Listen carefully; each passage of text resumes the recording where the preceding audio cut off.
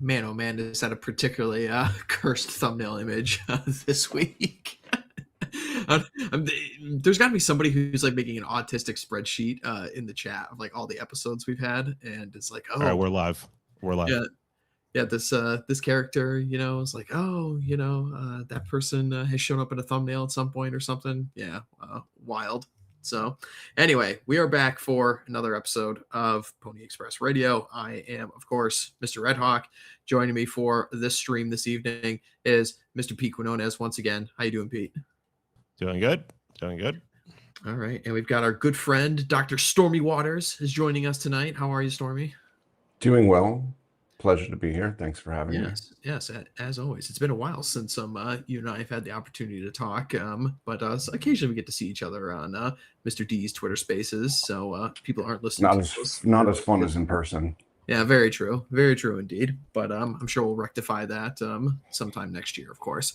Anyway, so before we get into the stories of the week, we must do. We got to keep the lights on over here. So at the top, of course, it is white boy winter right now. I know the north has been particularly cold and covered in snow already this year. So I hope everybody is spending the time in the gym getting shredded for the white boy summer, which will inevitably return again. So if you guys want to get shredded this year, head on over to Axios Remote Fitness and Coaching, where you too can get jacked and ready for white boy summer.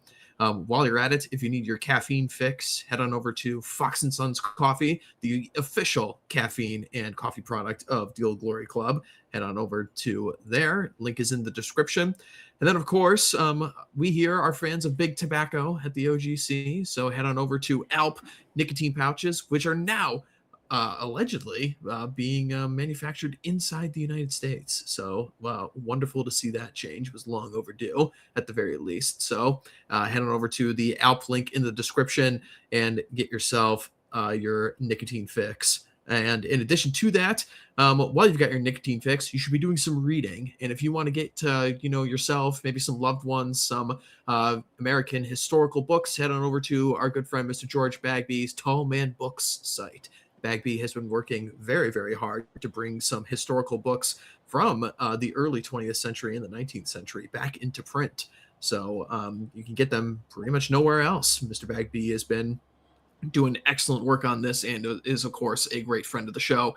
So head on over to Tall Man Books. And one final thing to promote tonight is that when you guys are finished watching Pony Express Radio tonight, everyone should be watching Millennial Woes, because tonight is the start of the Christmas season. And of course, that means Millennial is here. So if people aren't familiar with Millennial Woes, this is the 10th year of the Millennial stream season, where many of our characters and our friends in the entire sphere will be talking about a great number of topics, and everyone should be supporting Woes in this time of year. So head on over to Millennial Woes and watch some of the Millennial streams. There's over there's like 40 of them every single year at this point. And watch this space, because some characters that you might recognize for being on these streams might be making an appearance or two this year. So everyone be watching Millennial Woes. Anyway, so guys, we are here to talk about the goings-on of the week. And you know what? I think it's something that we should be talking about first and foremost is some good news that came out this week. We've been a little bit of a downer couple of weeks, but it seems like a couple of good things are on the horizon. Number one that we're going to talk about is the end of Disparate Impact. Let's talk about this one, guys. Very, very interesting stuff. So the DOJ and the Civil Rights Division, here we go, going on the screen right here. Oh my goodness, Dave Distributus is here on the side of the screen. He snuck into the chat with us to join us, but hilarious. Anyway, so DOJ and the Civil Rights Division, okay, a lot of people like Jeremy Carl and others were bringing this to the attention of everyone, the end of the disparate impact laws. So here we go. Equal protection for civil rights enforcement. The prior disparate impact regulations encourage people to file lawsuits challenging racially neutral policies without evidence of intentional discrimination. Our rejection of this theory will restore true equality under the law by requiring proof of actual discrimination rather than enforcing race or sex-based quotas or assumptions. So here we go. This comes from Harmeet Dillon, who we've got some problems with. But anyway, so gentlemen, this is some good news. Getting rid of the disparate impact stuff. We're not just looking at, the numbers that say, oh, well, XYZ people don't have the same outcomes as other XYZ people. So therefore, it must be racisms and discriminations at play here. And it couldn't possibly be the actual difference innate in certain groups of people or in between men and women, anything like that. So what do we have to say about this one? So much of, I wonder if it can be pursued, almost immediately. Now that it's, I mean, there should be guys getting locked and loaded, ready to sue, because so many, I mean, the entire DEI regime is held in place by this interpretation of the civil rights legislation. What my fear is that everyone just keeps going on like it didn't happen. So I really hope I see, it won't be conservatives, but I hope I see our type of guys either in these corporations and organizations dismantling the systems that were put in place out of fear of disparate impact, or our guys with law degrees going after these companies to dismantle these systems now that disparate impact is no longer the law of the land. And we can't leave it up to conservatives. Yeah, that's certainly an excellent point. I mean, the reaction from the establishment conservatives, the GOP, the normie right, whatever you want to say, is, oh, well, look, we've done our jobs. We've repealed this. Things are back to normal, guys. Nothing more else is required. Not the case at all. No, we got a lot of work to do on this one. You know how the CRS was, how they rolled it up and basically defunded it and just basically hid it inside of the Civil Rights Act or some office within the whole realm of that. Something that can't be brought back. And thank God this happened. I mean, once you realize exactly what this is, I mean, you realize that all it's designed to do is to take the most productive, the most Faustian, the most, the white population of this country, the founding population, and destroy them, make them poor, make them destitute, demoralize them. And this has to be once you realize that you realize that this has to be gone forever. And really the only way that you can do that is, even though this went through the DOJ and it wasn't just a sign off on, on an executive order, you're going to have to retain power. And I mean, I think that is the mantra, is you always going to have somebody in there who's, at least if they're not on your side, they don't hate you. Yeah. We'll know if this sticks if people start getting fired for no reason. Harmeet Dillon being one of them. There's not a better attorney. There's not a better qualified person with more trial experience. There isn't a more aggressive prosecutor in all of the United States of America that would be willing to step aside from whatever his current role is and take the second highest legal position in the land to serve his country and basically put something on his resume that no law school, no mega case could ever take away. I mean, you could basically write your ticket to any of the top law firms in the country after being in Harmeet Dillon's seat. So disparate impact is gone. Why the fuck is she still here? The disparate impact woman, the person that was hired because nobody wanted to, it is disparate impact is, we better put this person in here. So it's the GOP is disparate impact. Is that Sears woman the best candidate for governor of Virginia? Is Vivek Ramaswamy the best candidate for Georgia? No, but they don't want to seem racist. And corporations have had to act basically like conservatives, because even, appearing racist, even if there is no impact, right? No, there is no discrimination. The appearance of it was enough for them to be sued. So now that that's gone, we should see changes.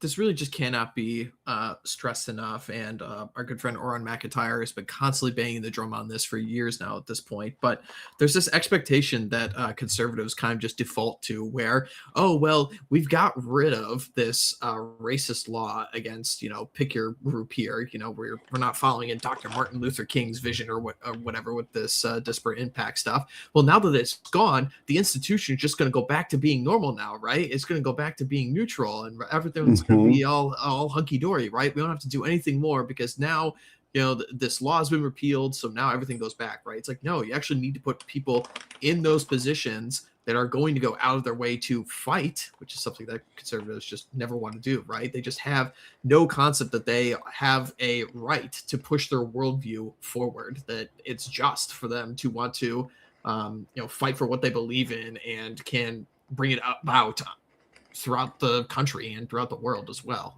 So in a monocultural society, law is the codification of the customs of the peoples that inhabit that society. Right? They're just writing down the thing that everyone was doing already. In a multicultural society, laws are the opinions of the powerful. So I need to see that the opinions of the powerful have changed. Yeah, very true. So, I mean, I don't really know. I'm no lawyer. I'm no expert here on all the kinds of proceedings and procedures that could take place after something like this has been repealed. But I mean, like you said at the start of this, Stormy MP, I mean, there should just be an army of guys. Literally, the second that the ink was struck to the page on this. Okay, now we get to go into the attack. All right, every single institution that is, against us and our cause, we're calling you up. Why do you have DEI still in your companies? Well, boom. I've got a challenge to anybody listening to this stream. If you're an attorney, the CEO of IBM, International Business Systems, whatever it is that IBM? I can't remember what IBM used to stand for. Now it stands for Indian guy in charge. He's on a Zoom call telling the senior vice presidents of IBM how they're not allowed to hire white people and they need to get rid of a lot of the white people that they have already, and definitely none in management. So if you're a lawyer and you've got nothing else to do and want to make a lot of money, it would be in your best interest to find some of those guys, some of those white engineers that were fired. I believe we have several bank executives saying roughly something similar. Well, Mr. Attorney that wants to make a lot of money, if I were you, I would find those people. And if you get one, and you're lucky enough to get two, if only you could find two white guys that got fired and replaced by an Indian or somebody else other than white person with less talent, then you have yourself a class action lawsuit. And class action lawsuits are really interesting because from like an investment perspective, they're a sure thing. Right? It's one thing for a judge to say, oh, well, is this guy just being a fucking baby? Did this really happen? I mean, his lawyer makes a compelling case, but the defense makes a compelling case. But if there's 20 other assholes saying, no, this exact thing happened to me too, and there's 20 other lawyers saying this exact thing happened to my client, just look at the success ratio of class action lawsuits. It's not a matter of if they win, it's a matter of how much money they're going to take from you. It's going to be a lot.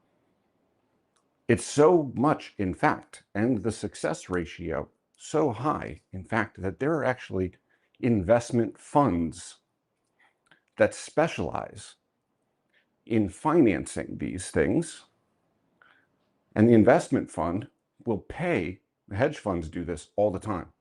Hedge funds don't just trade in stocks and bonds, they trade in whatever makes money. So I can think of like 2 hedge funds just in recent memory that have funded class action lawsuits for a percentage of the proceeds. So not only do we need heads on spikes, we need wins, we need scalps. But in this particular case, with this gone, the bounty on scalps is, I don't know, 10 million a scalp. I should see an army of our guys with law degrees chasing down on Twitter, on every type of social media, if you were fired from X place for this reason or any unexplainable reason, call this number. And you don't have to be fucking Mark Andreessen to know a good thing when you see one. And I bet you there'll be an army of investors to get behind it, because there always is. Absolutely. I mean, this should just be a wake-up call for our guys, like the ringing of the dinner. Yeah, exactly. It should be like the ringing of the dinner bell. It's like, okay, the bounty targets are up now. Let's get going. You know, the wanted posters are here. Let's go make some dough. It's one thing if you tell me that you don't have the fight or you don't care about winning too much, but if you're going to tell me like, oh, well, I don't really have the fight in me, whatever, and I also don't want to get paid, then you're just a pussy and this isn't for you.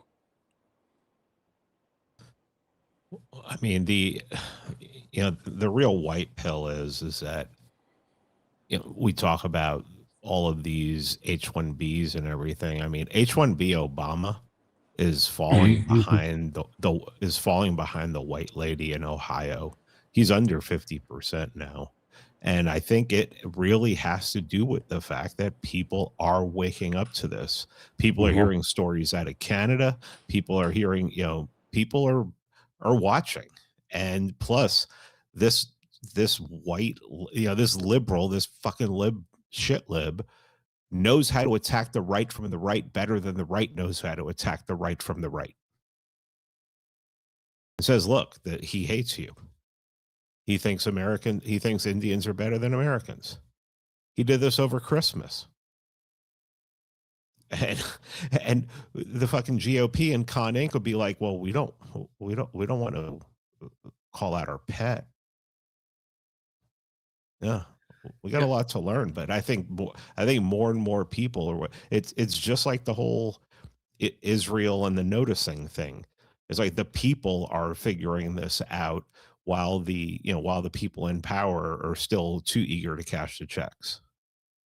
And they don't realize what's coming for them because they think, oh, yeah, Burden and I talked about this when he was on my show yesterday. People think, oh, there's going to be a revolution in this country. It's going to be 1776 all over again. No. Do you think a revolution's coming in this country? Do you think violence is coming in this country? Try 1789 or 1793.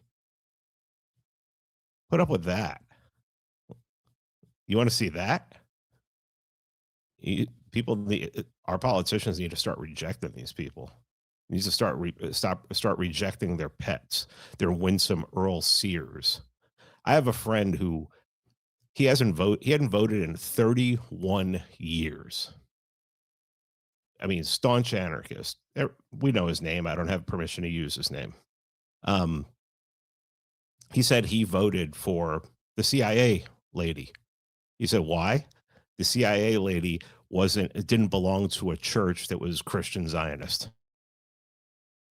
That she might be Zionist. He goes, but I can't stand these. He goes, I'd rather deal with the Zionist than the Christian Zionist.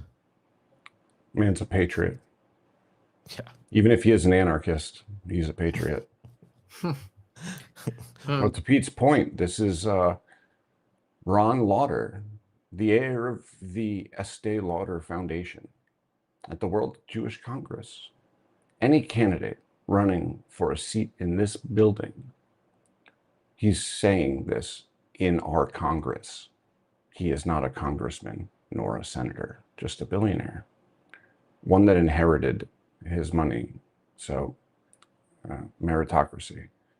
Whether Congress or Senate, whose platform includes anti-Zionism, we will target them. We will attack them. We will start a fund to help their opponents. We will not passively sit by and let anti-Zionists determine our future. At the end of Lauder's speech, he proudly introduces Commerce Secretary Howard Lutnick. Well, I'm sorry. Whose future are we talking about? You're less than 2%. Because it seems Mr. Lauder is talking about my future and not his future.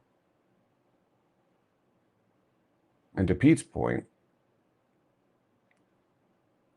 the most funded GOP guy, himself a centimillionaire,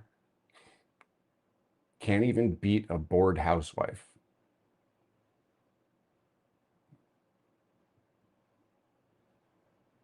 Right? No. That guy's got name recognition. He's got all of the things. But we're getting to a point now when people wise up to a certain amount of things. Everyone disses on normies so much. It kind of drives me nuts. Normies aren't dumb. They're just distracted. That's it. Like the average level of white people intelligence is about 110. Right? They're just distracted. When they're not distracted, they can understand things pretty quickly, especially really fucking obvious ones. Vivek Ramaswamy and Mr. Ron Lauder, it does not take genius level IQ to realize what the fuck's going on here, or to realize, wait a second, there's not a lot of you, and there's a lot of me. Money only buys commercials, advertisements. Who the fuck watches television? Who clicks on advertisements? These people are finished. We'll say this one more final note about the pet DEI candidates in Florida. James Fishback is just surging right now. It's actually kind of crazy. The primary is several months away into late next year, but the guy is already getting media tours and appearances. And if you're looking at local polls and things like that, I mean, the guy's got serious name recognition going into this primary against Byron Donalds. So I asked a friend who was really hip into Florida politics, and I heard an interesting backstory of Mr. Fishback. I didn't confirm it myself, so don't hold me to this. Blame him or tell me, and then I will blame him if it's incorrect. But prior to running for governor, Mr. Fishback started an investment fund to basically go after and short companies that were exporting their workforce to places like India, outsourcing. Yeah, correct. Mm-hmm. And the reason he is not doing that currently is because the Biden DOJ shut him down. That is true. Apparently, according to the SEC, you're not allowed to invest in companies that keep your jobs here. You have to invest in the ones that steal your jobs and give them to Vivek's cousin. You're not allowed to go short companies that are replacing you in your country. That's not allowed. You have to give them money. I have to buy Walmart stock? Are you fucking insane? I don't know how that travesty of justice managed to come about, but if that is true, then Mr. Fishback has my vote as a Floridian. My last act as a Floridian, which will probably be soon, will be to vote for him in the governor's race. So there you go. We'll be definitely keeping an eye on him going into next year. But all right, so while we're talking about the Attorney General's office, this is the Civil Rights Division here of Harmeet Dillon, but we actually have another thing to talk about tonight that came from the Attorney General's desk. This time, of course, coming from Pam Bondi and all that. So this is a memo that they're talking about with everybody knows the issue about Donald Trump signing all these executive orders in the wake of Charlie Kirk's assassination about domestic terrorism groups that and international terrorism groups that and yada, yada, yada. Well, apparently it looks like that they are actually drafting all of the legislation to finally go after these groups. This document right here goes in great length into what actually is the definition of domestic terrorism. And if you scroll further down, they go into common characteristics and domestic terrorist tropes, where Charlie Kirk is actually mentioned by name in here. Page 3. People can go and look up this memo. But further, this ideology that paints legitimate government authority and traditional conservative viewpoints as fascist connects a recent string of political violence. Carvings on the bullet casings of Charlie Kirk's assassin's bullets read, "Hey, fascist catch, Belle Ciao," an ode to anti-fascist movements in Italy, yada, yada, yada. So, thus, violence against what extremists claim to be fascism is their clarion call of recent domestic terrorism. So, that's very interesting right there. Opens up a lot of possibilities. What they're going to do with this remains to be seen. But I mean, I'll tell you right now, that means like Hassan Piker should be in prison like right away, along with like half of the Democratic Party.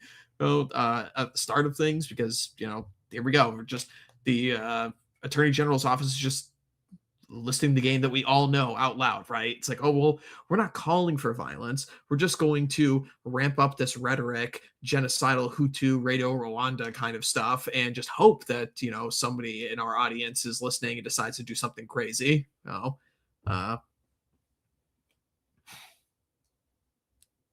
Evil stuff at the very least. So I don't know. I mean, so maybe we might actually finally see some action on this front of going after some of these people, because as we've talked about on the show previously, I mean, the assassination of Charlie Kirk was just an absolute win for the left as of right now. I mean, I like this. I like seeing it. What really needs to be done is we need to see some something like this drawn up that deals with governors, mayors, police chiefs, and police officers who will impede these kind of crackdowns. Because I mean, we're already seeing it from Pritzker signed something the other day about how I think it was ICE. He's making like ICE illegal to come into the state or something like that.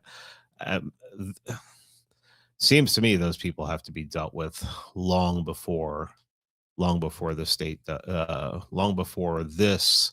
I mean, you can do this in areas where you have friendlies, but most of the areas that this has to be done in, the mayors and the politicians are not friendly, and it's.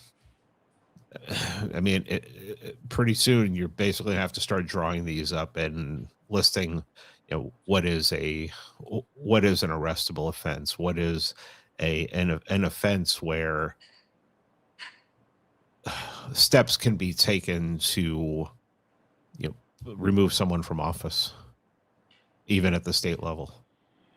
I mean, I love this, but I also know that if you try to do this in Portland, you're going to have the whole infrastructure of the city is going to line up against you, and probably the state. So bigger fish to fry. When it comes down to it, these fucking psychopaths are being protected by state agents. And as long as those state agents are protecting them, I like to hear this, and I hope they do it, but this is going to run into judges, and it's going to run into all sorts of things. And yeah. I mean, we have a treason problem in this country that needs to be dealt with. Very true. And rather than making it, terrorism to, I don't know, call people fascist or whatever. To Pete's point, what did the Biden administration do so effectively? It wasn't what the government would go after you for. I mean, don't get me wrong, boomers, Fed posting on Facebook, getting no-knocked and ventilated at 6 a.m. was ridiculous, right? The January 6th enforcement was ridiculous. But the real perniciousness of the Biden admin, which I'm only just imagining as a appetizer for like what would it be like if these people were to actually get back in charge now that things have accelerated to the point that it has. It was what the Biden admin would turn a blind eye to. That's where their power was, right? They kept people in check. They hurt their enemies. They went after their enemies by not enforcing when their people did stuff. If they actually wanted to stop Antifa, if they actually wanted to go after these people, they would just turn a blind eye when certain crimes involved those people. Because that's what the Biden admin did if you were like a white guy in a blue state. Oh, you're out walking with your girlfriend, even if you're a leftoid. Oh, you're out walking with your girlfriend and some crazy black guy stabs you. Yeah, we're not particularly interested in that. We don't care.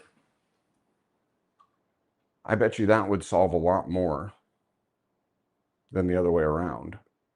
Because I have to worry about what Pam Bondi deciding to arrest any, like, the bitch that is putting this out hasn't. James Comey, the guy whose case is already thrown out, turned himself in. I'm supposed to believe you're going to arrest Antifa or anybody else. Like, you have, like, bitch, arrest somebody. Sorry. No, I mean, we all certainly agree. We all Anybody, certainly agree. please. I mean, it's just like every day goes by when you just think to yourself, man, it could have been Matt Gaetz. You know, it's No, just- we all know why it wasn't. yeah, exactly. Yeah, Gates took zero money from AIPAC. Yep. Yeah. And wasn't it Thune that nixed his Senate confirmation? Thune was heading that up at the time. Yeah. Thune is Yeah, 92 years old. 92. He filed for re-election campaign, which he will embark on that campaign at 98. How is he that old? It's just nuts. So Donald Trump is sitting in the White House, and a man who is 92 years old is I'm supposed to believe the 92-year-old. I have never met a 92-year-old that could go to the bathroom by themselves. Not one. I've never met a 92-year-old that could put their pants on by themselves. Not one. And I'm to believe Donald Trump. I'm to believe that this is the man holding up your Senate appointments. You're gonna throw out like, oh, Trump caught on a hot mic. Yeah, it's the Thune guy in the Senate holding up all my appointments. We've got that is clip. 92. Yeah, we got that clip coming up here, Stormy. So push him over and break his hip. In Minecraft. Like literally, like sprinkle some marbles in front of his door. Just like Looney Tunes or something. Like the fucking wind blows wrong. This guy's gonna die. Well, we do have that clip here of Donald Trump on the hot mic from the other day, so we can get to that, seeing as that it's topical here at the moment. But yeah, so TLDR, Trump was on a press conference, as he always is doing. Here we go, right here. Let's you can play this. So Trump's like, can't appoint anybody. Everybody I've appointed has had their time expire. Then they're in default. Then we're losing. I mean, what do I like about this? Well, I like at least that Trump is pissed off about it, at the very least. I mean, because you damn well should be. The thing that is aggravating about this, though, is like, well, could have done this when we had all the momentum in the world, like at the very beginning, or we could have just pushed everybody through during the government shutdown, like everybody was talking about that they could have done, and all these other issues. So yeah, I mean, of course they're holding up your appointments, and it's a huge pain in the ass. I don't know what it is at this point where like the people in the administration just don't understand that there's clearly a civil war going on in the Republican Party, where the establishment GOP is trying to wrest control back from the MAGA wing, America First, whatever faction you want to call this thing, right? And either tank it for the midterms, which is more than likely what they're doing right now, in order to regain control. We want to go back to the Mitt Romneys, John McCain's, the beautiful losers, man. We don't want to get called out by journos on TV. We don't want to be called like racist and sexist and homophobes, and we don't want them to rile up their base to come on my front lawn and spray paint my grass and harass my kids when we're leaving for work and all that stuff. Which, I mean, they're going to do literally no matter what, because these are, genocidal Jacobins that are being riled up by the Democrat opposition. It's like these conservatives are never going to be spared from, the radical left wingers. Yeah, but the left wingers will show up at their house. Yeah, exactly. And they know that we won't, or they think that we won't. Well, of course we won't. No, it's just this is why. Well, except for John Thune. John Thune, like if the president thinks that John Thune is actually alive, like does John Thune know the difference between Matt Gaetz and somebody else? I would be very curious how many times, because the one thing COVID taught us is how often these motherfuckers get to phone their vote in, which is literally all the time. Oh yeah. I mean, the guy that they're trying to run for governor in Florida, I think, only showed up in person for 2 votes his entire his entire congressional career. That is crazy. That is nuts. Right? Show me on video John Thune voting. I want to see it. Do you guys remember? You talking about the black guy down in Florida? Yeah. APAC Shakur. Yo, that bodied him. I read that and I was like, it's too, like when they're too good, you just like, this is stuck with you forever, my friend. I'm sorry. Do you guys remember the scandal? Stinging was still with us, that it was like her assistant that was caught voting for her multiple times over, and she was, like, slurring her speech and stuff. I mean, to think that was a one-off case. I got a lot of things to sell you. Bro, that purple-haired bitch is still in Senate. What are you talking about? She's not running for re-election, but she's still here. So if she has dementia before, like, oh, I can't. Yeah, I mean, what's his name? Who's the guy? Who's the guy in the Senate? The guy that looks like Mitch McConnell. You know what Mitch McConnell is? His support base. Yeah. You know what his support? You know what his what his support is in his home state? Less than 11%. It's been 11% and below for the last 3 elections. Yet he gets elected over and over again. Exactly. Yep. Exactly. And you want to know what? Just like with the Charlie Kirk thing, just like with the COVID thing, it's going to be just as many right-wingers telling me to shut up about conspiracy theories. Remember that? Like how many right-wingers I pushed down, like, oh no, like shut up with that election was stolen stuff. Like we can't prove it. It's a conspiracy. A man even though Time Magazine wrote an article saying how they did it. I would say that article is the cover. Show me those fucking computers. Show me Mitch McConnell winning the vote in a state that he has less than 10% support from Republicans.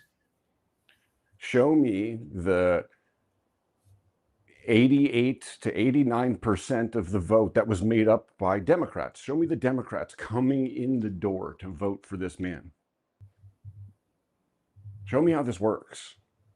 Like, this is the thing about people.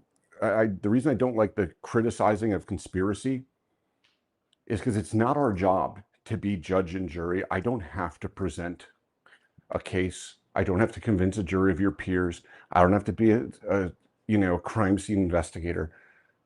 I just have to say you're illegitimate. Like, that's it. Like, I'm sorry, Kash Patel. You're an Indian guy with a Zionist, like, literally self-affirmed Mossad honeypot. Like, Yes, yeah. You're illegitimate. It doesn't matter what story you tell me. Whatever it is, I'm going to say, no, it's not, because you don't have the privilege to tell me that. You're not allowed, Indian guy, to tell me what is true or not.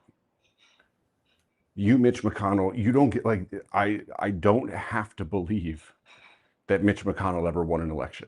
I don't. Right? And, like, I'm not going to carry water for the regime and, say, okay, well, I can't prove it.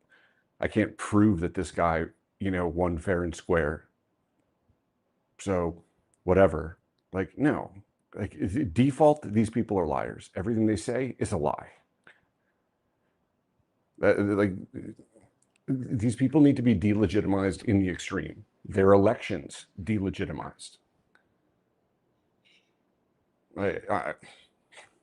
Find me the Dianne Feinstein voters. Show me a video. Show me a video of John Thune making a vote and saying what he's voting for before doing it. Like, fuck, just anything.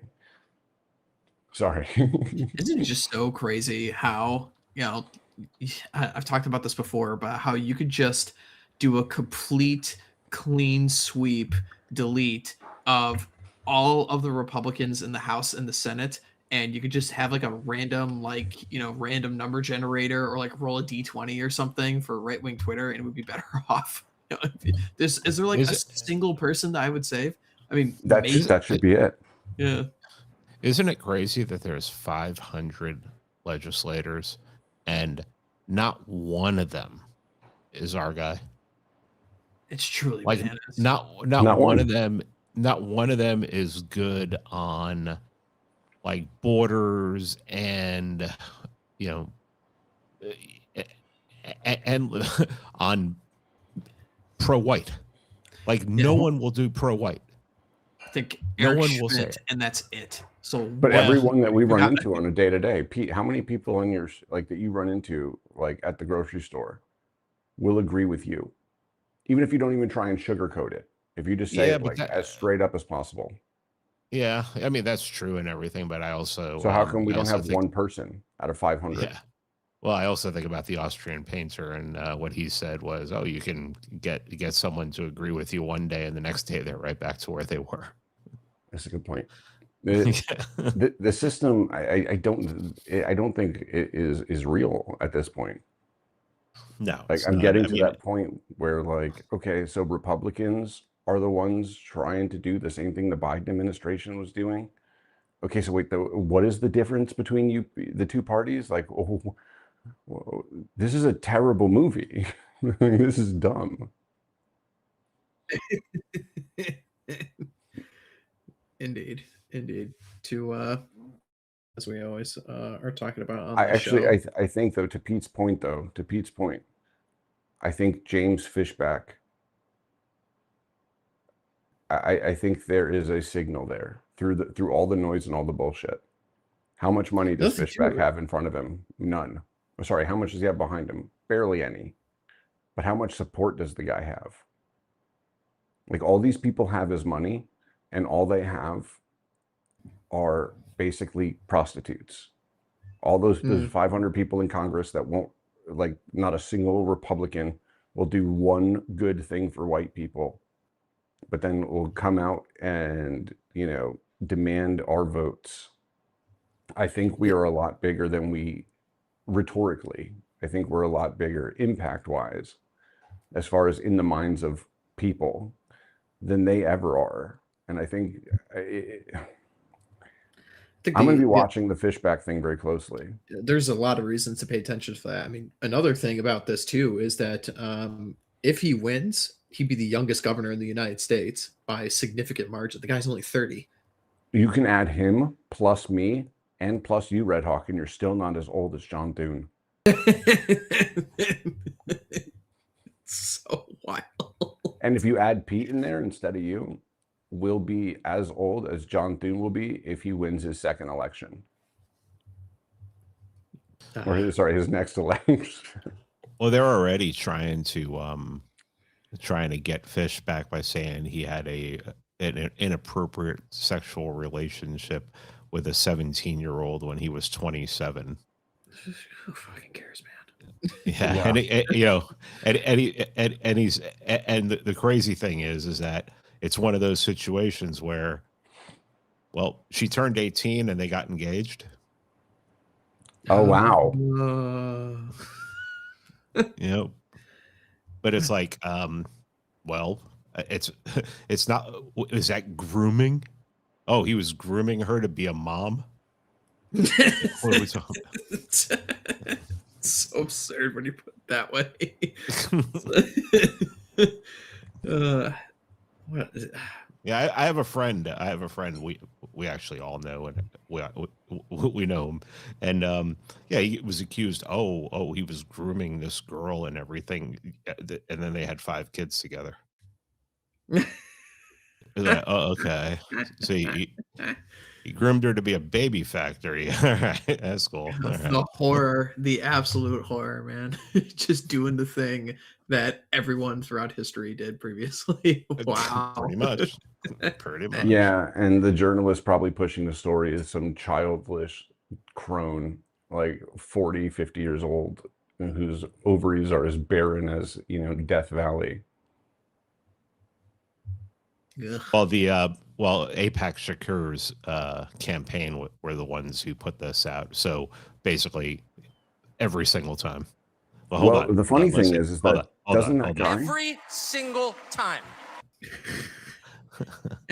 Oh God, isn't I think AIPAC Shakur would have wanted them like aborted, because usually like when you marry a young girl like that, it's because you're doing the right thing, and you got it. She's pregnant, and now you're getting married. And Tupac or AIPAC Shakur would like to abort it a day after birth. I would just like to say we all love Pete Budapest. I mean, he is one of our strongest and oldest soldiers here, been around forever. He is so triggered by the fact that you're saying John Thune is 92 when he's really 64, and you should be thinking of Chuck Grassley. That's what I commented on it, and then he super chatted just to make sure that you knew. Thank you, Chuck Grassley. Listen here, don't tell anybody that we don't do any fact checking here at the OGC. We've got the best chat that is constantly running the facts on us all the time. Wasn't that like an amazing part of that interview that Pierce Morgan did with while he's trolling him? It's just like, we've got fact checkers here live, checking everything. This is Pete Budapest. This is an anti-Down syndrome hate crime. This is anti-Down syndrome hate, is what you're doing. He's bullying me.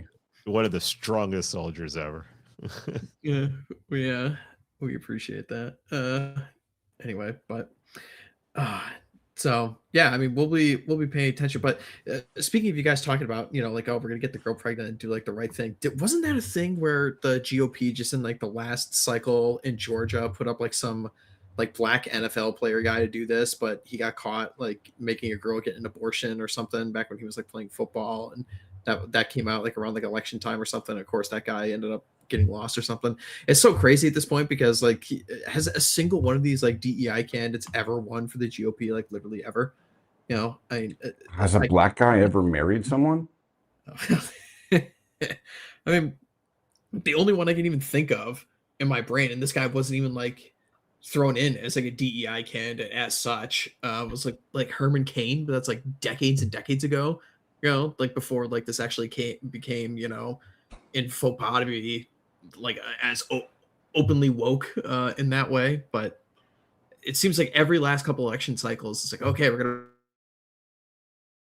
and base black guy number 2 and based Indian man over there and the strong black woman over there as well, and they just all get blown out of the water every time. Who was the head of the Republican Party for a long time? God, who was this character? Why am I blanking on his name? Wasn't this the black guy that was raping a bunch of kids? Yeah, sounds about right. Yeah. I forget his name. I think he's from like Oklahoma or something. I remember Black Bill District. This guy a while ago. Yeah, I what forget the his hell name. is his name? The Franklin scandal. Frank, something Yeah. King. His last name was King. Yeah.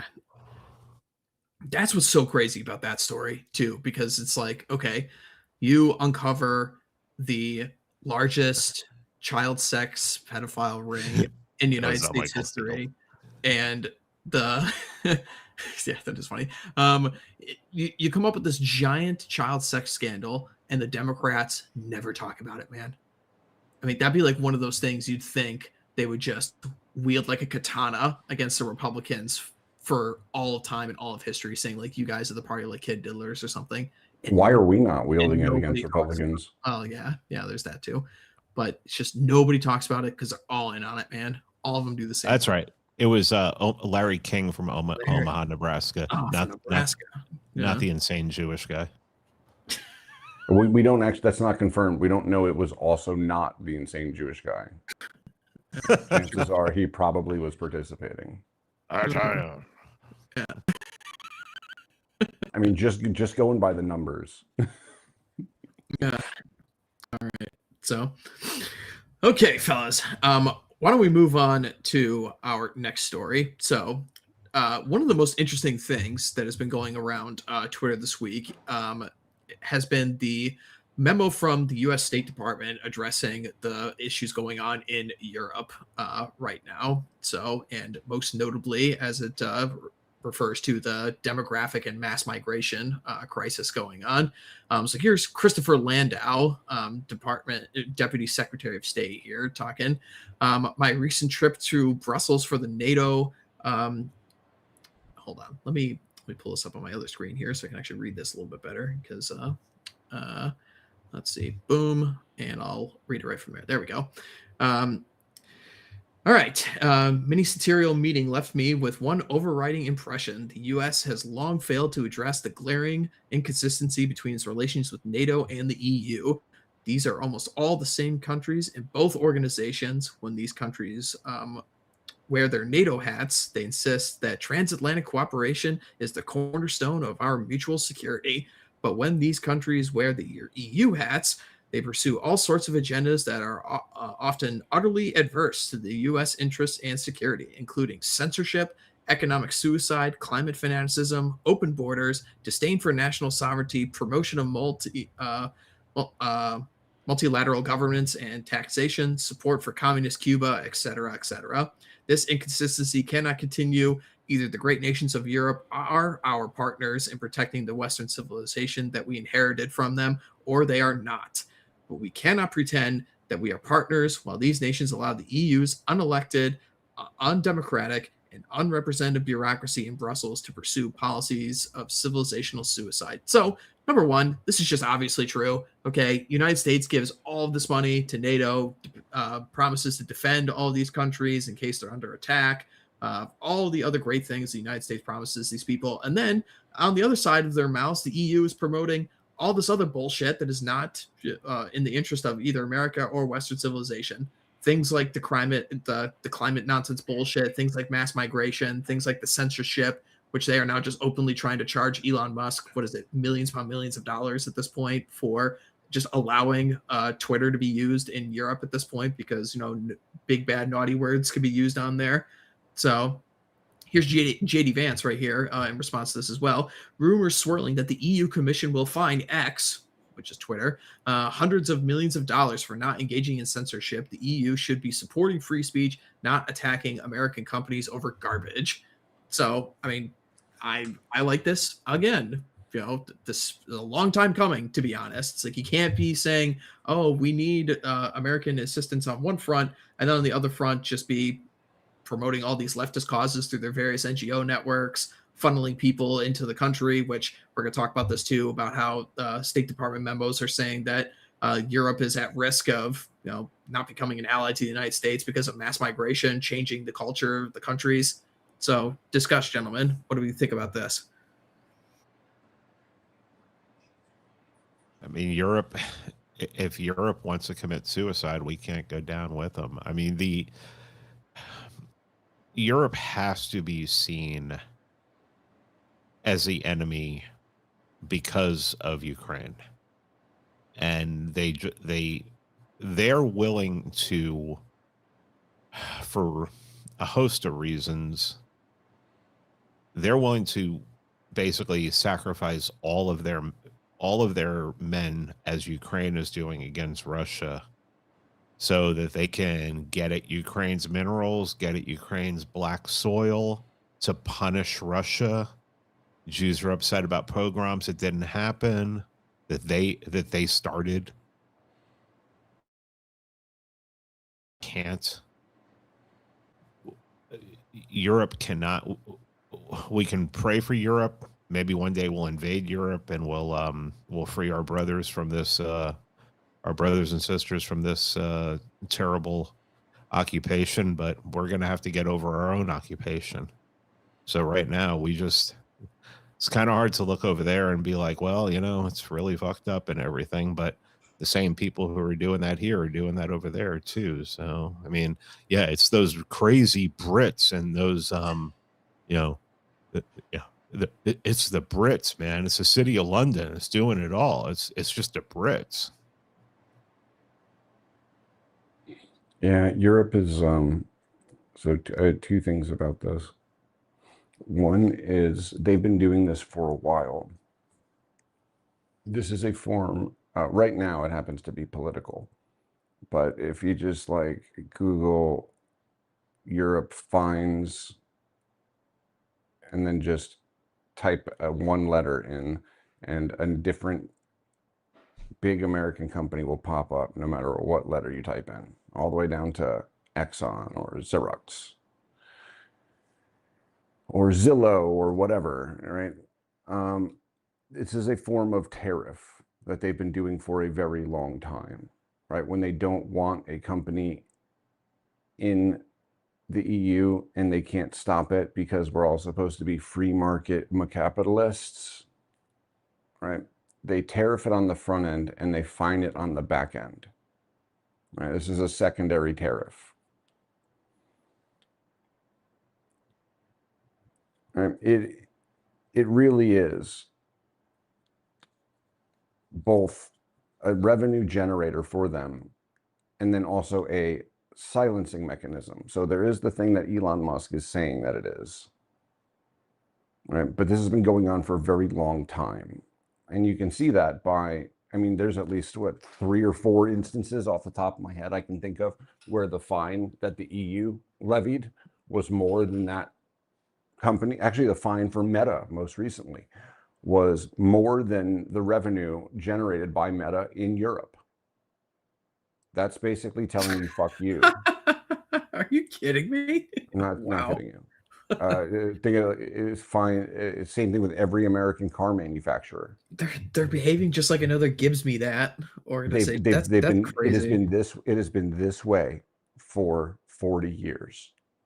And no one, not a single senator, not a single State Department person, not a single president has said fuck all about it. This is the state of play. Right? And I mean, Japan doesn't do it as bad, but it is close. So they're like, it's everyone gets to defend their domestic industries except for America. Everyone gets to tariff American goods, but America gets to tariff no one. This is wealth extraction. That's what it is. Globalization is in fact just wealth extraction from America. And every single conservative pushed for it. Every single Republican tells we've got to champion free trade. Okay, find me a fucking country that's doing it. Find me one other person you can do free trade with, because every other country in the world tariffs the shit out of us. You just want America to do free trade because it's cool if wealth from America, we're the never-ending golden calf, as Benjamin Netanyahu put it, that will dry up and blow away like dead leaves when it's done, as Benjamin Netanyahu said on camera. The entire world I'm a firm believer that globalization isn't real. Oh, now it's broken. Now globalization is breaking down. But for a very long time, I was like, all right, well, did China really raise 500 million people out of poverty? Or did America? Did South Korea get rebuilt and turn into a first world nation? Or did we just do it? All right. And you could just go on down the line. And the other thing is that, yeah, it is censorship. When they fine you more than you earn in revenue by doing business in their market, they're effectively trying to get you to leave. And the other thing is the regs. So this is the point where I know like a lot of guys will get angry, European bros, because America being the great Satan is a very convenient thing. Well, given what we're facing, because our Zionist occupation is front and center, while theirs is a bit more opaque, because that's not because it's any better or, you know, any less severe. It's just that their entire governance system is opaque, right? Like the EU MPs, the EU Parliament, they don't elect Ursula von der Leyen, right? So like, what the fuck is the purpose of like the EU? What is it? Their EU Parliament? If the parliamentarians don't elect the fucking president of the EU, then the entire EU Parliament is literally just a fluff show. Like, anyways, doesn't matter. Right? Remember all like the climate change stuff? So the entire climate change, the entire Green New Deal, right? All of this fucking leftoid green shit that has basically destroyed America, destroyed our energy infrastructure, destroyed even, you know, being able to buy a fucking washer machine that lasts more than 2 years. All of this started there first. The entire Green New Deal is almost word for word of shit that got pressed into law there.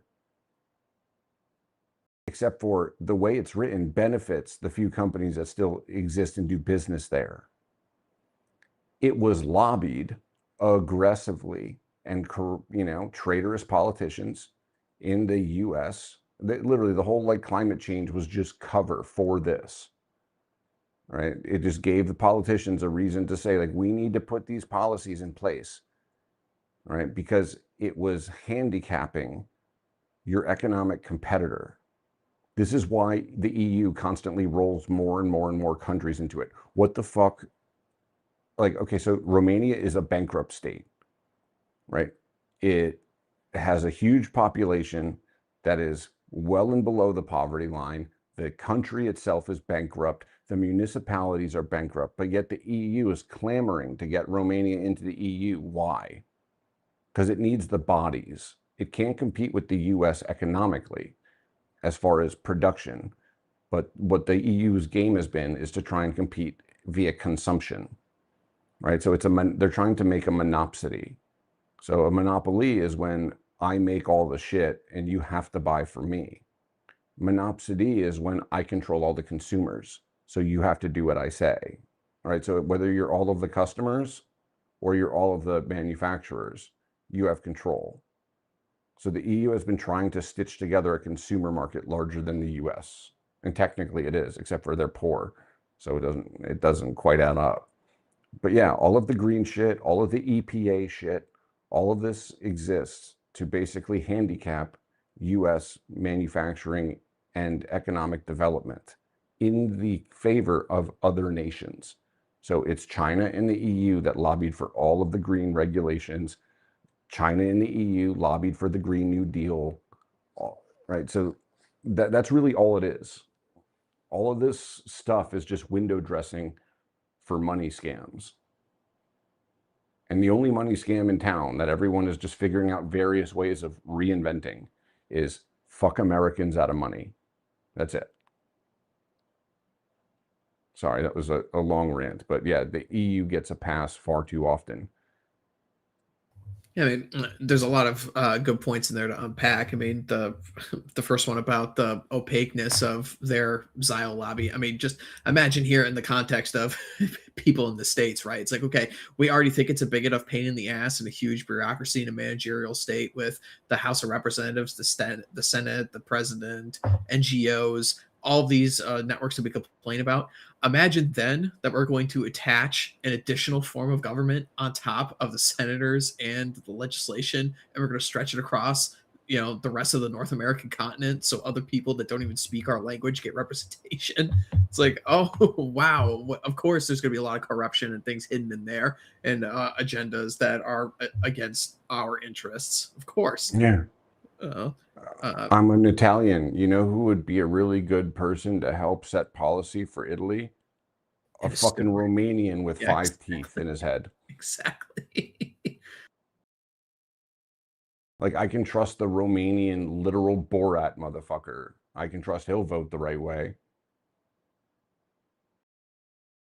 Like, the EU needs to be broken apart.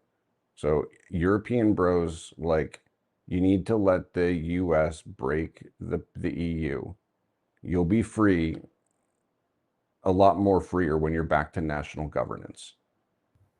Yeah, the other thing too is like this ridiculous propaganda arm that a bunch of the European states put up is that if we break apart, Big Daddy Russia is going to come in and steamroll all over us right now. It's like, but this is just clown world, man. This is absolute clown world. That's what Ukraine was. Ukraine was the war for sphere of influence, right? They know that the U.S. is doing Monroe Doctrine. I don't sound crazy anymore saying that this was going to happen. Right. So, okay, you have Europe and Russia staring at each other. One of these two is going to be in the other sphere of influence, and the other is going to be the influencing factor, like the influencing party. The Ukraine war was Europe trying to make Russia in its sphere of influence, and now it's ending up the opposite, where, sorry, Europe, you're in Russia's sphere of influence now. I have nothing. I'll start Fed posting.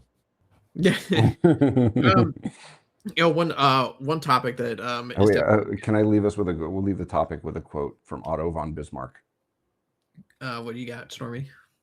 God has a special providence for fools, drunkards, and the United States of America.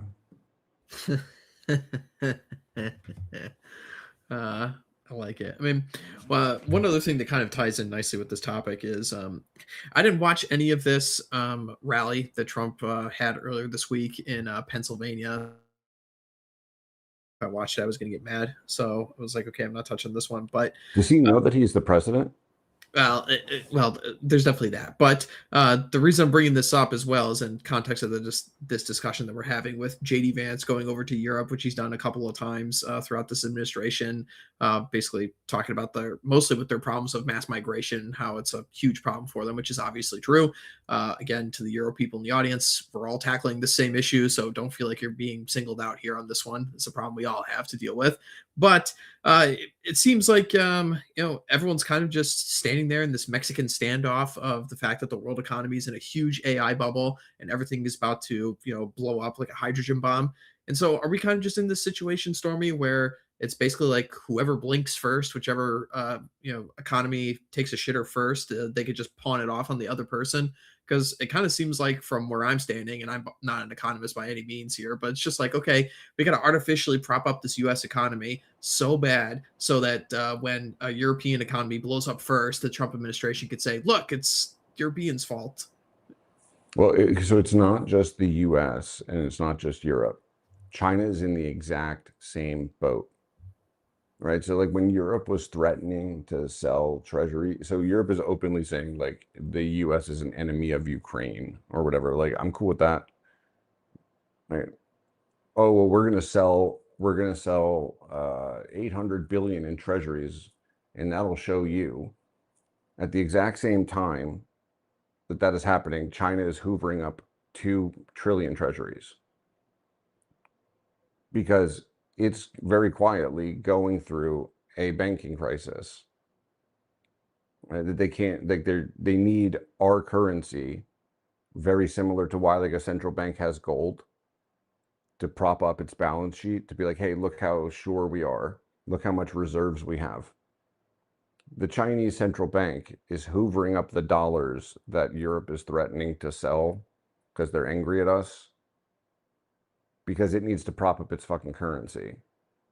Right? So a good question would be like, okay, Europe, why do you have almost $1 trillion in treasuries in the first place? For the same reason China is trying to hoover them up to prop up your currency. This is like putting a gun to your head and threatening that you'll shoot. Like, this is like that scene from Blazing Saddles where like the black guy pulls his like pistol out, puts his head like, don't take another step or the nigger gets hit. Like that's basically what the EU is doing. So yeah, you're basically staring down a situation where first like G7 nations are going to start defaulting. I know it sounded like crazy and I've been saying it for forever, but I mean, look at Japan now. It's finally starting to kick off. They've lost control of the yield curve. Basically, which means that the Central Bank of Japan has lost control of their own interest rate, and the market sets it, because the market is like, we don't believe you anymore, and the rate is just taking off. Problem is like, you know, if you were to raise the interest rate on the U.S. Treasury debt by like 0.5 percentage point, like you've just taken another $1 trillion and added it to the budget, because that's what you need to do to, you know, pay interest payments. So when the interest rates rise, these governments have to pay that, you know, pay that yield. And the problem is that none of them can. So I shared a story with Pete last week. Every single, so there's like 385 municipalities in Germany. Germany is the only engine that matters. All the other countries in Europe don't matter, right? Like France is a basket case, it produces nothing. All of the other countries are just smaller basket cases. The actual economic engine of Europe is Germany. There's 385 municipalities in Germany. Guess how many of those are solvent? 10. That's the German government saying right now that out of 385 countries, or sorry, out of 385 cities and towns, 10 are not bankrupt. What happens when a municipality enters insolvency? Well, you have to start firing policemen and garbage men and ambulance drivers and well, okay, at least these fired people have pensions. You know, they can, you know, they're not happy they lost their jobs, and you're not happy that no one is going to come when you call 911. But, you know, it's not like their life savings has been erased. Oh, wait, that's right. So the EU has done something for a very long time called negative interest rate bonds, from like the period of 2011 till about 2020. The interest rate on the European sovereign debt was negative. Well, I mean, you're an accountant. Would you ever buy a negative interest rate? You a yield, it just takes it away from you. Like, would you deposit your money in a negative interest bearing checking account? So the answer was nobody wanted to buy these. Surprise. Nobody wanted to buy suicide bonds. But the government still needed to print money. So what did they do? Well, they used bureaucracy and regulation to force European pension funds to buy European sovereign debt. So first it was like a little bit, like, okay, 10% of your portfolio needs to be in European sovereign debt. And that portfolio manager is looking around like, no, well, do it or you go to jail. Bake the cake, bigot. And then it became 15% of your portfolio, then 20%, and so on and so forth.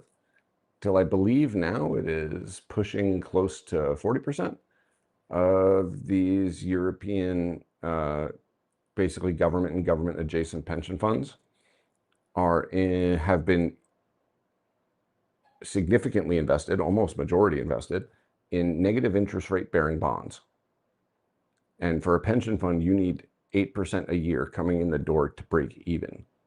That's the bare minimum you need to cover the amount of people like retiring and then living off that pension. So even their pension funds are insolvent. So the municipalities are insolvent. They can no longer pay for their employees. Oh yeah, and their life savings is probably gone. Well, I mean, I heard recently that I can't remember. I think it was one of the Lotus Eaters guys said basically the economy of England as a whole, of Great Britain as a whole, is worse than Mississippi. Yep. All right. Well, I mean, that's an issue. That's crazy. That's an issue. And that was only because they couldn't find a poorer state in the nation. Yeah, really. If they went to territories, it'd be like Puerto Rico.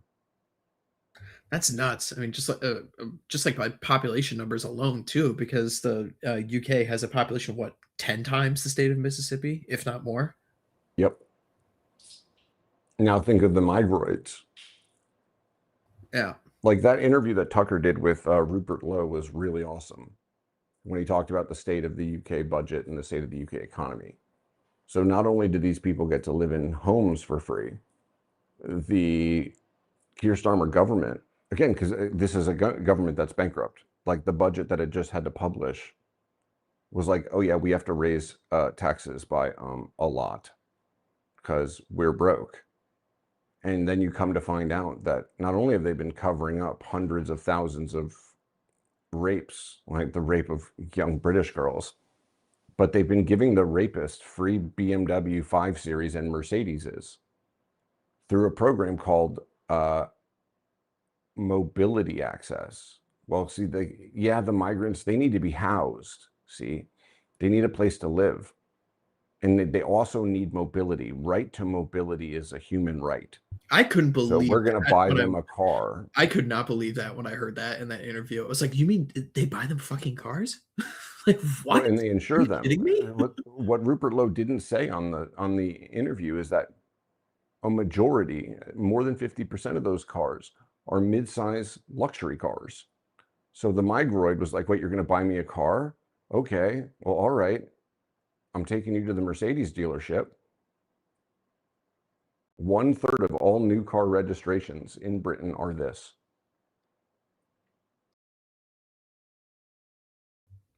That's unbelievable. And they have to raise taxes significantly because they're out of money.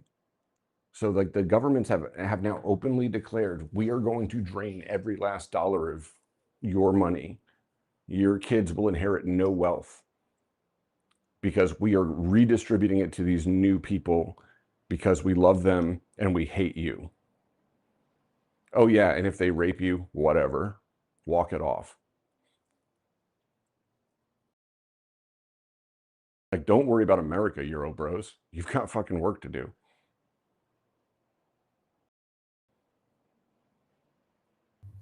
Well, I suppose this great big game of chicken between various economies around the world is going to continue. It's a game of chicken where one person's a Mack truck and everyone else is chickens. You can add up the entire world economy. You can add up China, Russia, Europe, all of South America, all of Africa, Australia, New Zealand, Japan. Add up all their capital markets. Fucking hell. Add up every single dollar in assets down to the fucking baseball cards. Put them in a big giant pot and throw that into just the US stock market. And it wouldn't even equal half. People have no idea. Like when all of this stuff, like on all these posts in the timeline, oh, China's doing this, or oh, US is finished now, oh, BRICS. Add up every single BRICS country economy, tie it together with string, and then times it by 10. and you're not even a fifth of the S&P 500. Get the fuck out of here. Like, this is nonsense. Like, this is literally just nonsense conversation. Well, the way you're talking about it like this, Stormy, I do enjoy the Trump administration at least going a little bit of big swinging dick in the situation with the EU, because I mean, I know a lot of like Euro bros really hate when we talk like this and speak this way, but I mean, like if you guys aren't going to fix your situation, then maybe you know it does need to become cowboys and Indians again. You don't get to kill all the white people and then still have us come fight for you. You don't get to do both. Because the white people are we know it here.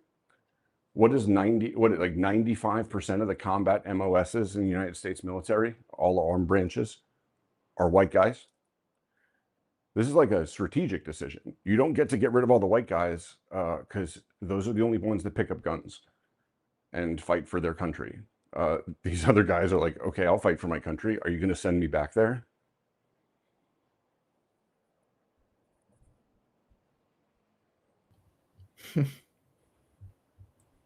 Oh, like you won't be able to conscript these people into armed services. Like, it is a strategic problem.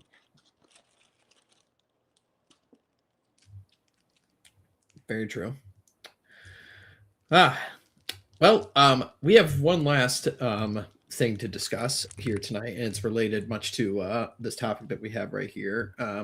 Donald Trump did an interview with Politico earlier this week, and he was again talking about this situation, about the U.S. addressing its relationship with Europe.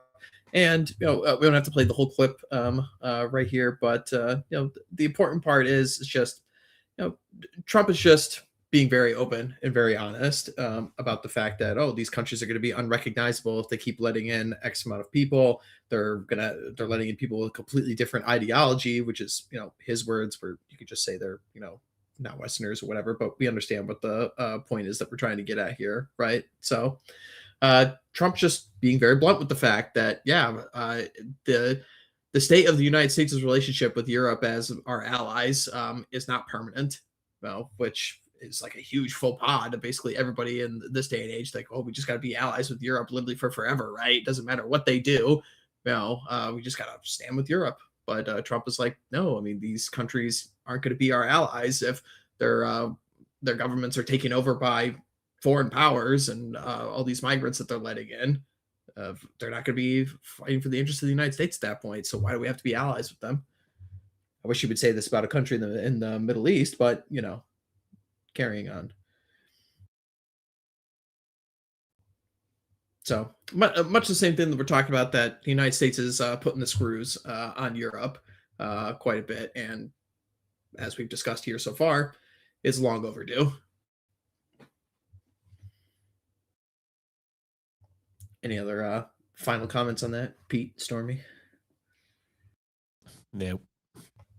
Yeah. I thought you were going to play the clip. My bad. Yeah, the audio's screwing up tonight. No worries. Yeah. All right. Yeah, like they want you to. I mean, I don't know, man. Look at the DEI, ESG stuff. Like, this was. I hate to sound like a boomer conspiratard, but like, Larry Fink and BlackRock. If I look at like all of the people that were sitting in Davos talking about like, you will own nothing and be happy, it seems that the only people that are like intent on doing this shit is Europe. Okay, so if the US isn't doing it anymore, why are you still doing it? Because you want to do it. Right? Like, the US isn't pushing this shit on them anymore. The US is actively trying to make them stop. Right? First, we try to make them stop doing it over here. And like, now we're asking them to stop doing it over there. And they won't stop. Okay, so is this the big bad US doing this to you? Right? Like, I mean, like, it's America's, Europe is just a fiefdom for America. Really? Then how come Keir Starmer like brought in like 300 people into the United States to try and stop Donald Trump from winning in 2024? Why do you do that? How come every time we try and stop the war in Ukraine, it's France, Germany, and Keir Starmer trying to undo it? They're not going to fight in that war. They're trying to do it while they still think that we're on the hook to pay for this shit and pay for it in blood. France has got like, what, 50, 60,000 men under arms? There's 1.5 million dead in Ukraine. Just the 500,000, we'll just push off the million. Just the 500,000 is more than 3 times or 2 times more than every armed serviceman in all of Europe, all the fucking European countries, including the fucking toothless Romanian freak. Like, when they say they want to start a war with Russia, they're not, like, they know they're not doing the fighting. Yeah. There's simply not enough of them. Okay. So if the U.S. isn't doing this to you, and who is doing it? Don't worry about like mean shit Donald Trump says about not defending Europe. Who is the one doing this to you? Like, the U.S. isn't shipping more migrants to fucking the U.K. or to the EU, not giving them Mercedes. Who is doing this? And you will find the same people. Their problem is the same as our problem, but they won't fucking get anywhere by trying to blame their problems on us. It's a very important point. It's the same people.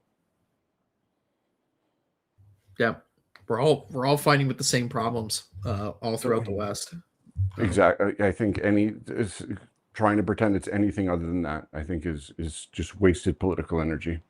Yeah, I'd agree. And it's not really something like we do over here either. Like I don't blame Americans' problems on like Canada or Australia or Europe or anything like that. Like that would just like never really cross my mind, really, to say. No. I don't even blame them on the American government. Like, so like when white girls are getting pummeled or stabbed in the streets of Brooklyn or in LA, I go, oh, well, they voted for it. Really? I hate that argument so much. Kentuckians voted for Mitch McConnell. Prove it. Yeah. I hate that shit so much. It's like, oh, well, these people voted for their cities to be like shit like this. Like, get the fuck out of here, man. No. That's just, I mean, the only people who say that are just fucking like hyper online anons who just want to be, just want to be edgy. I mean, they're nobody. Those are nobodies, and they're no one to. We don't want them as a part of the OGC. We don't want them. They're not vanguardists. I mean, at best, they're cannon fodder. You tell me white girls deserve to be like pummeled and stabbed in the street or lit on fire in the subway or whatever. Like, I would put you down on sight if the flag ever went up. Yeah, this is just like your brain literally one shot on democracy. At that point, you're thinking like the morality comes from whether people vote for it or not. Yeah. It's just what world are you living in, dude? You know, what's funny is that like the only guy to ever do it knew how important women were to what he was doing. Like, I won't go like AH up the stream, but like he knew how to coalition build. Right? 10% of men are vanguardists. They'll move under their own initiative, on their own morality. They have their own agency. You don't need, like, they'll just do things. The other 90% of men are not.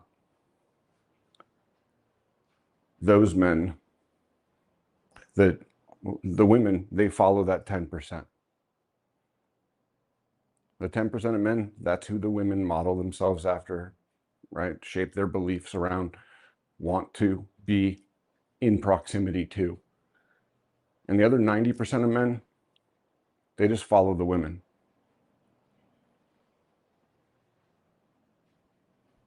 Very true indeed. All right, gents. Well, that's our topics for tonight. Some interesting things developing here. I mean, we're coming into That fishback thing I'm really going to watch closely now. Yeah, I mean, That's well, the biggest white pill. oh yeah.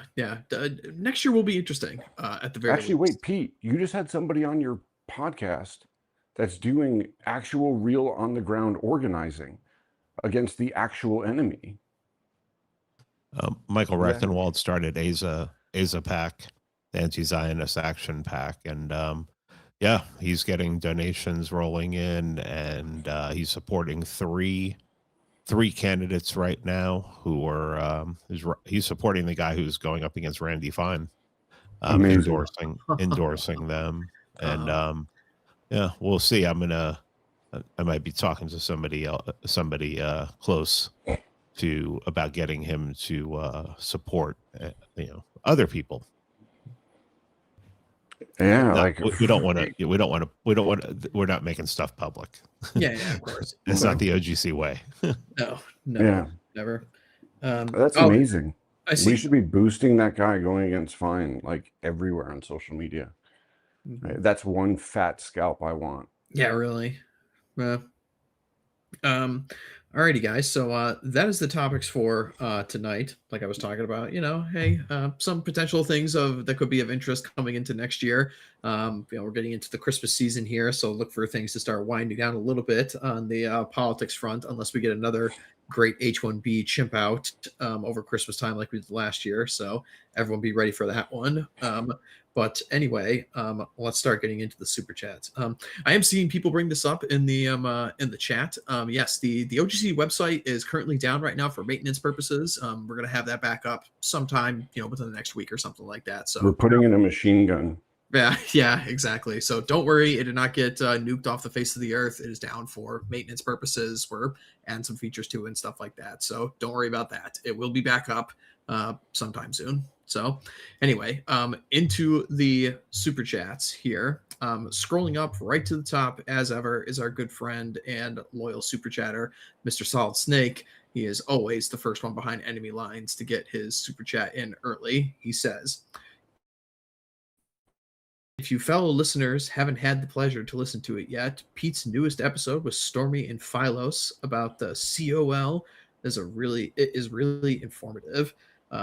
Silver's rip has been insane the past couple days. One of my fellow OGC brethren even started buying a few ounces due to fear of missing out. Salute. Nice. Well, I mean, it seems like every single day Pete has got an amazing stream coming out. I mean, you just can't keep up with this man's content load. It's nuts, let me tell you. So everybody be listening to our good friend Pete here. The Stormy Philos episode on the city of London, the non-PC examination of the city of London and its origins, that will be public on Sunday. Right now, if you want to listen to it, subscribe. There you go. Alrighty.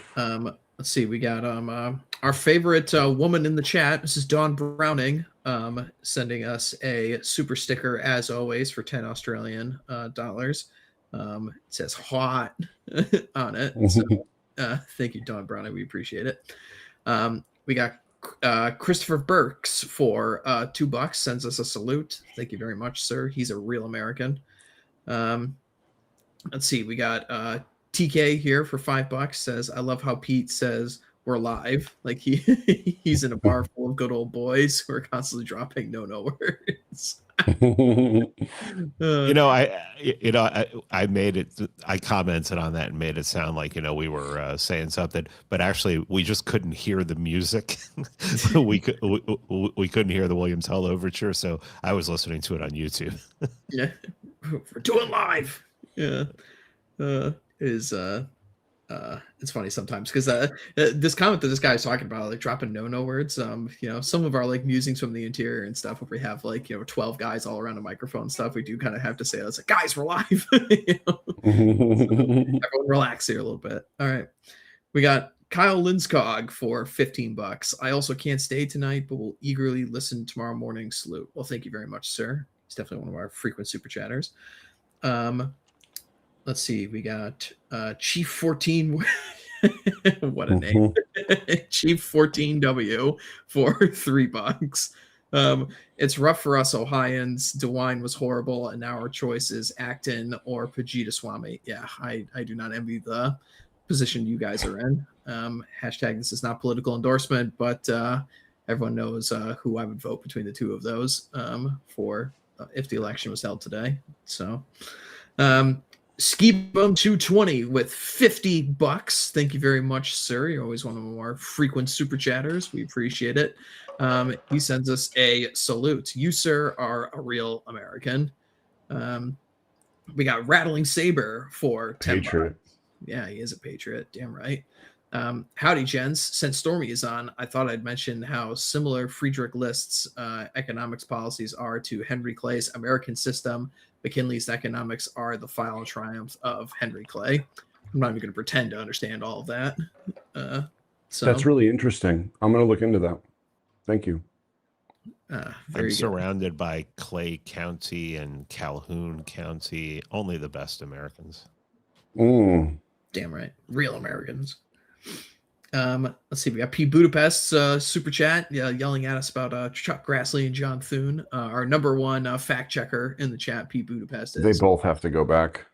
Yeah, both of them do. Damn right. We take it for that, my friend. Manayu Sushi for 10 bucks. Hey, don't call me cynic, but I'm starting to think these blood drinking, Moloch worshipping pedos who run our government might not have our best interests in mind.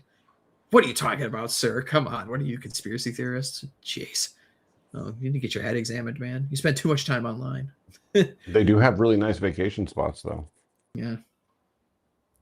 Maple Copperhead for 35 bucks. Thank you very much. He sends us a salute, gentlemen, making gingerbread men with the family nog up. I am not an eggnog enjoyer, I must say. I know many people will tar me Same. for that. Yeah. Isn't that just elf cum? Yeah. God, it's gross. Yeah. Just have like a whiskey cider or something, guys, or like a I don't know, Bailey's bourbon cream or something. Yeah, or a White Russian or something like that. Yeah. It's just I've never been a fan of eggnog, man, never. But hey, to each their own, I guess. Vulpes Persona sends us 20 bucks and a salute. Thank you very much, sir. Appreciate that. Let's see.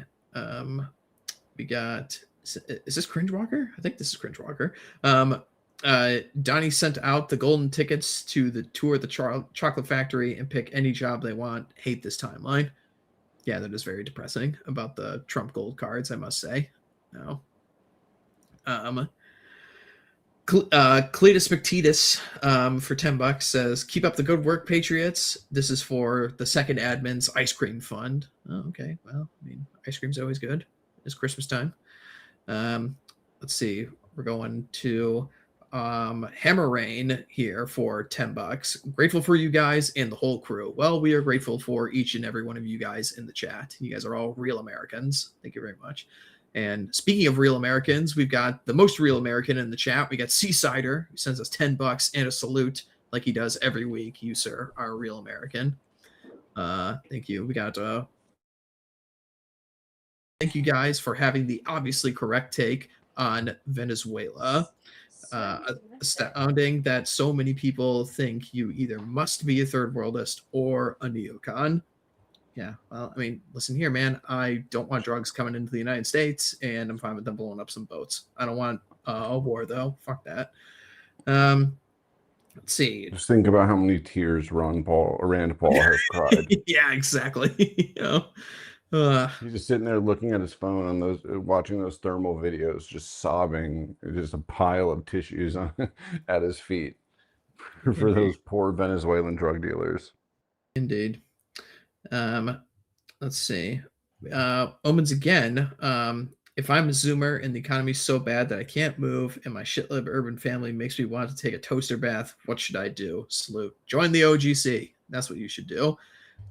Send us an email right now to theoldgloryclub@gmail.com, considering that the website is undergoing some maintenance. So we'll put you in contact with local chapters. So everyone join, constantly growing. Let's see. We got Dash for another $5. China actually makes stuff. Why is a financialized economy stronger and better than a manufacturing based one? Genuine question. Stormy, believe that's a question for you. Yeah. One thing is not the other, right? China is not an entirely industrial economy. We are not an entirely deindustrialized economy. And so it's what we're talking about is a question about capital allocation. Right. So a production economy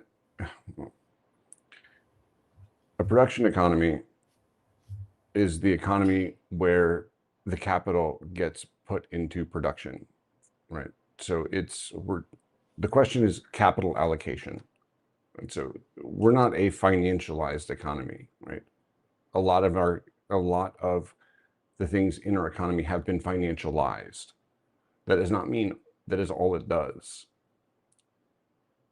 So the question you have to ask going forward is, where is capital going to be allocated? Because a manufacturing economy with no capital is like what's happening to China right now, where 3 out of every 5 factories are sitting empty, doing absolutely nothing. Literally it's actually a huge problem for them right now, because that means 3 out of 5 factory workers isn't making any money. And that's revolution fuel that they're not really too happy about. So good thing about capital is you can pretty much buy whatever you want with a 2 or 3 year lag time. So whenever it becomes either geostrategically or economically imperative that the US transitions or reshores manufacturing, it has the capital to do it. So where we're going right now, what matters, basically everyone has borrowed too much money and the tide is going out. So the only thing that matters for you, like the person that lives in the world, is when the tide goes out, who's basically swimming naked? Who has the capital? Whoever has the capital is going to dictate what happens going forward. So there you go. You definitely won the min-max super chat of the night. Sneaky right bastard. Yeah, yeah, exactly. We got Bolero 393 for $10. Today is the 84th anniversary of Germany declaring war on the United States. Thank God we won that more, or we wouldn't be a country full of foreign military-age males and paying them to occupy and denigrate us. Yeah. Oh, man. Where would Randy Fine be if we hadn't have chalked up that victory? Yeah. John Leibel for $20 says, "Sorry to hear about Walmart locking up what you need, Stormy." LOL. It's very sad. Yeah. I'm gonna have gray pubes soon. Got a Georgian Minutemen. Cool name. Georgia needs a fish back. I'm investing in his firm, Azoria. Oh, okay. All right. So people can take a look at that. Cringewalker for $10. Stormy, just want to say you've very much helped me get a clear view of Guy World this past year, and that was a pleasure meeting you at the conference. True patriot. Happy New Year and Merry Christmas. Oh, that's very nice, Cringy. Happy New Year's and Merry Christmas to you. Thank you. Chief 14W for $5 more. Appreciate what you do, fellas. We will win. Salute. Thank you very much. You, sir, are a real American. And finally, we got Aramaic Discourse for $5. My work will be done. My work will not be done until there's a 20-foot tall statue of John Calhoun in front of City Hall. A fucking man. I think we can all agree. Amen. All righty. And we got one more coming in at the last minute here. Pete Budapest sneaking by. He says, "Stormy, thoughts on recent Fed rate cuts? Doesn't mean much. What's the year ahead looking like?" You're going to get a bit more inflation, and it's going to go into assets, right? But it's not going to do what he thinks it's going to do, right? They're trying to, that'll lower mortgage rates because the housing market is starting to seize up, right? It's the wrong move, and it'll quickly. Actually, this is you're trying to min-max me again. Yeah, yes. it means the stock market's going to do really well, and the housing market's still going to break both of which are good for you. Alrighty. I heard Martin Armstrong say today on Coffee and a Mic that someone asked him about what the market looks like for 2026. He said, if you're someone who likes to trade volatility, you're going to have a lot of fun. Yep. And Bitcoin and the VIX are like, figure skater tandems, where one goes, the other goes.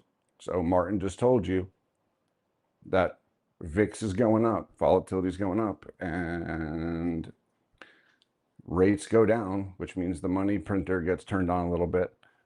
So that means what for Bitcoin? It means it'll be an interesting 2026. That actually gives me an idea, like around Fishback. Do you guys remember the crazy crypto 2017 era with ICOs